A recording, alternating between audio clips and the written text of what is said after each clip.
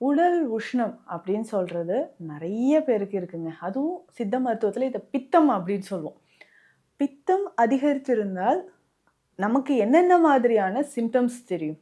முதல்ல காலையில எந்திரிச்ச உடனே ஒரு சோர்வு இருந்துகிட்டே இருக்கு. அதாவது உடல்ல ஒரு சோர்வோ, பாடி பெயின் இருக்கு, கண் எரிச்சல், நம்மளால பேசவே முடியல, வாயில ஒரு ட்ரைனஸ் ஏற்படுறது, அடிக்கடி அசிடிட்டி, மலச்சிக்கல், ட்ரை ஸ்கின் இந்த மாதிரி நெறைய சொல்லிக்கிட்டே பித்தம் சொல்றதே சித்த மருத்துவத்தில உடல் சூடு, உடல் உஷ்ணம் அப்படின்னு சொல்லுவோம்.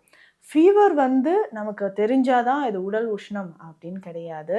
நார்மலாவே ஒரு சிலருக்கு ஜென்ரலா பாடி ரொம்ப ஹீட்டா இருக்கும். உட்காந்துட்டு எந்திரிச்சு போறாங்கன்னா, அந்த இடத்துல ரொம்ப ஹீட்டா இருக்கிற மாரி இருக்கு. தொட்டு பேசினாவே உடம்பு இவ்ளோ உஷ்ணமா இருக்கு. ஆனா அது ஃபீவர் கிடையாது. இந்த மாதிரி பித்தம் அதிகரிச்சிருந்தா, நம்ம உடல்ல இருக்கக்கூடிய முக்கியமா 2 உறுப்ப அது பாதிக்குதுன்னு சொல்லலாங்க. ஏன்னா, இது சம்மந்தப்பட்ட பிரச்சனைகளுக்கு தான் நம்ம நெறைய பேருக்கு ட்ரீட்மெண்ட் நார்மலா ஹீட் அப்டின்னா, அதனுடைய தன்மை என்ன? ஈரத்தன்மையை வற்றச் செய்யும். இப்போ நார்மலா நம்ம தண்ணிலாம் இருக்குன்னா, அந்த சம்மர் டைம்ல அதிகமா வற்ற ஆரம்பிச்சுரும். இதே தான் நம்ம உடல்லயும் நடக்குது. பித்தம் அதிகரிச்சிருந்தா, உடல்ல இருக்கக்கூடிய நீர்த்துவம் குறைந்து, உறுப்புகளுக்கு, ஆர்கன்ஸ்க்கு எல்லாமே நீர் போகாம நமக்கு ஒரு ட்ரைனஸ் ஏற்படுது. அப்போ பிளட் திக்காக ஆரம்பிச்சுரும். பிளட்ல இருக்கக்கூடிய டாக்ஸின்ஸ் எல்லாமே அதிகமாக ஆரம்பிக்குது. அதே மாதிரி உடல் உள்ளுறுப்புகள்ல கற்கள் உருவாகும். அந்த ட்ரைனஸ்னால அதிகமா ஸ்டோன் ஃபார்ம் ஆகும். அப்போ அதிகரிச்சு வரக்கூடிய இந்த பித்தத்தை, உடல் சூட்டை, அதுவும் இப்போ வரக்கூடிய இந்த சம்மர் டைம்ல நெறைய பேருக்கு இந்த உடல் உஷ்ணம் இருக்கும். இத சமநிலைப்படுத்துவதற்கு, பித்தத்தை சமநிலைப்படுத்துவதற்கு என்னென்ன விஷயங்கள் செய்யணும்? முதல் விஷயம் Welcome to Nitya's Varam, where ancient Siddha tradition meets modern healing. Experience the difference. வரம் நேயர்களுக்கு வணக்கம். நான் உங்கள் டாக்டர் நித்யா, சித்தா பிசிஷியன். உடல் உஷ்ணம் அப்படின்னு சொல்றது நெறைய பேருக்கு இருக்குங்க. அதுவும் சித்த மருத்துவத்தில இத பித்தம் அப்படின்னு சொல்லுவோம். பித்தம் அதிகரித்திருந்தால் நமக்கு என்னென்ன மாதிரியான சிம்ப்டம்ஸ் தெரியும்? முதல்ல காலையில எந்திரிச்ச உடனே ஒரு சோர்வு இருந்துகிட்டே இருக்கு. அதாவது உடல்ல ஒரு சோர்வோ, பாடி பெயின் இருக்கு, கண் எரிச்சல், நம்மளால பேசவே முடியல, வாயில ஒரு ட்ரைனஸ் ஏற்படுறது, அடிக்கடி அசிடிட்டி, மலச்சிக்கல், ட்ரை ஸ்கின் இந்த மாதிரி நெறைய சொல்லிக்கிட்டே போலாங்க. இது எல்லாமே பித்தம் அதிகரிக்கிறதுனால வர விஷயம் தான். பித்தம் சொல்றதே சித்த மருத்துவத்தில உடல் சூடு, உடல் உஷ்ணம் அப்படின்னு சொல்லுவோம்.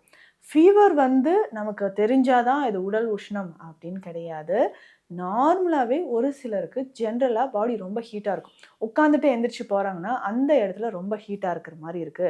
தொட்டு பேசினாவே உடம்பு இவ்ளோ உஷ்ணமா இருக்கு. ஆனா அது ஃபீவர் கிடையாது. இந்த மாதிரி பித்தம் அதிகரிச்சிருந்தா, நம்ம உடல்ல இருக்கக்கூடிய முக்கியமா 2 உறுப்ப அது பாதிக்குதுன்னு சொல்லலாங்க. ஏன்னா, இது சம்மந்தப்பட்ட பிரச்சனைகளுக்கு தான் நம்ம நெறைய பேருக்கு ட்ரீட்மெண்ட் குடுக்குறோம். நாளடைவில இது முன்னாடியே நமக்கு தெரியாம போச்சே! இதுக்கான ட்ரீட்மெண்ட் நம்ம முன்னாடியே எடுத்திருக்கலாமே!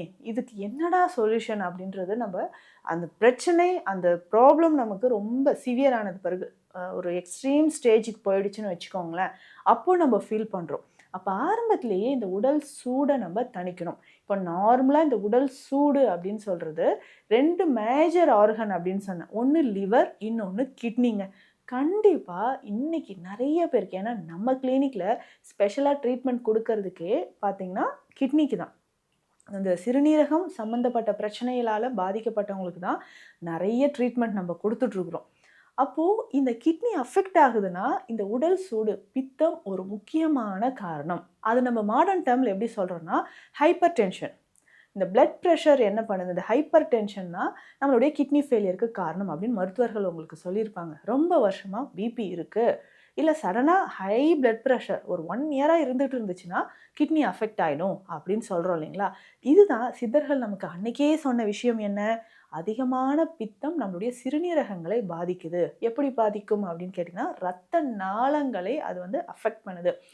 நேரோவிங் ஆஃப் பிளட் வெசல்ஸ் அப்படின்னு சொல்லுவாங்க. ரத்த நாளங்கள் சுருக்கம் ஏற்படுது. எதனால சுருக்கம் ஏற்படுது? அப்படியே இந்த உடல் உஷ்ணம் வாங்களேன்.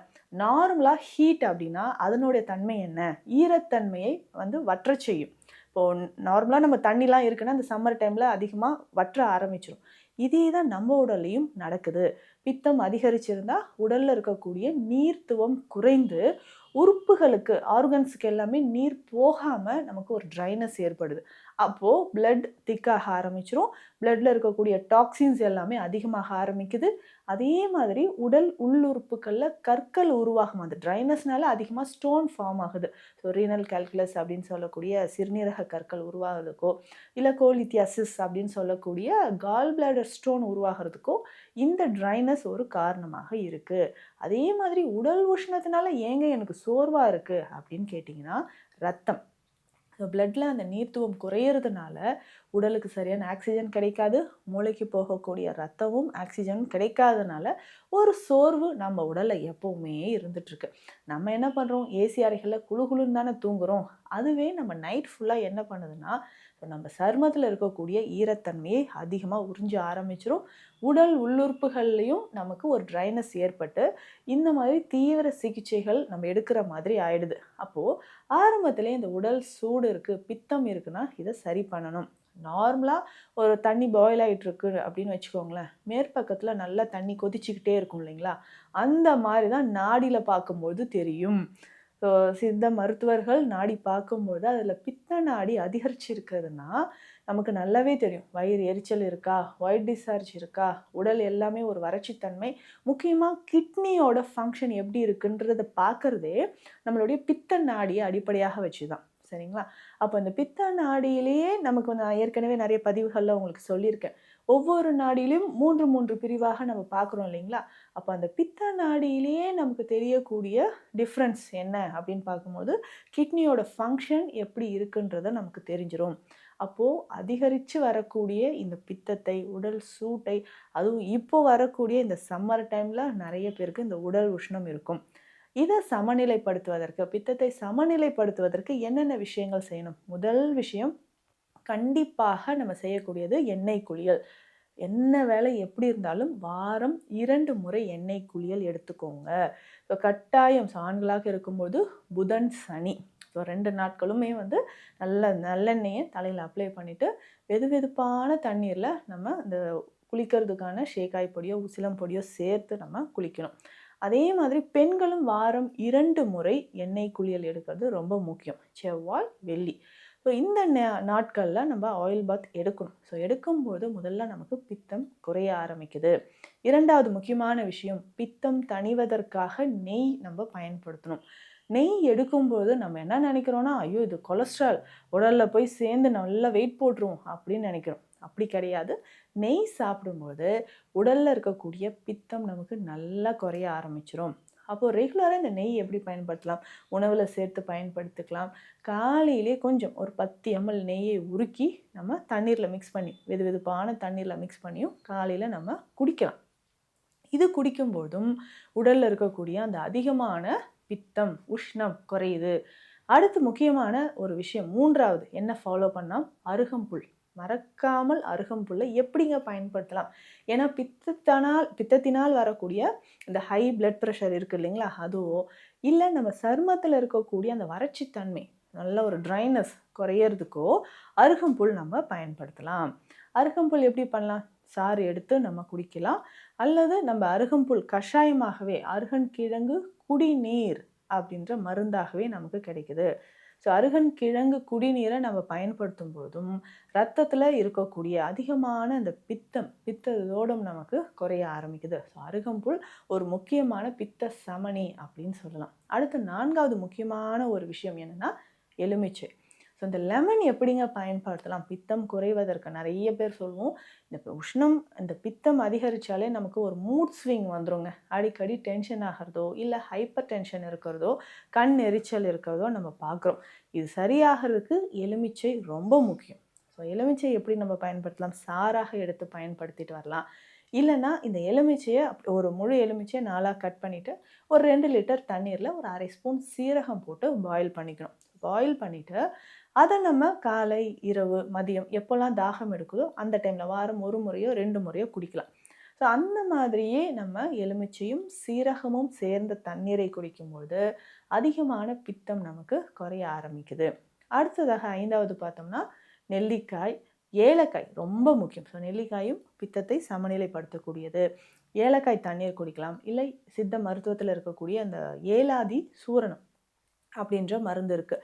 ஸோ இந்த ஏலாதி சூரணம் நம்ம பயன்படுத்தும் போதும் அதிகமான பித்தம் நமக்கு குறைய ஆரம்பிக்குது. ஸோ உடல் உஷ்ணம் நம்ம உடலில் இருக்கக்கூடிய இந்த பல நோய்களுக்கு அந்த பித்தம் காரணம். இதுலேயுமே முக்கியமாக பெண்களுக்கு இந்த வெள்ளைப்படுதலுக்கு இந்த பித்தத்தையும் குறைச்சி வெள்ளைப்படுதலும் குறைக்கணும்னா நம்ம கிளினிக்கில் கொடுக்கக்கூடிய ஸ்பெஷல் மெடிசன் அதுதான் நம்ம சதாவரி நெய். நெய் ஏற்கனவே நான் சொன்னேன், நெய் சாப்பிடும்பொழுது பித்தம் நமக்கு நல்லா குறையும்ட்டு. ஸோ இந்த சதாவரியை நெய்யாக பயன்படுத்தி பாருங்களேன், எவ்வளோ நாள்பட்ட அந்த உஷ்ணம், பித்தம், வெள்ளைப்படுதல் பிரச்சனை இருக்குன்னாலும் அது நமக்கு சரியாகும். இந்த பதிவு உங்களுக்கு யூஸ்ஃபுல்லாக இருக்கும்னு நினைக்கிறேன். சித்த மருத்துவம் தொடர்பான மருத்துவ ஆலோசனைகளுக்கு ஸ்க்ரீனில் இருக்கிற நம்பருக்கு காண்டாக்ட் பண்ணுங்கள். நன்றி. Welcome to Nitya's Varam, where ancient Siddha tradition meets modern healing. Experience the difference.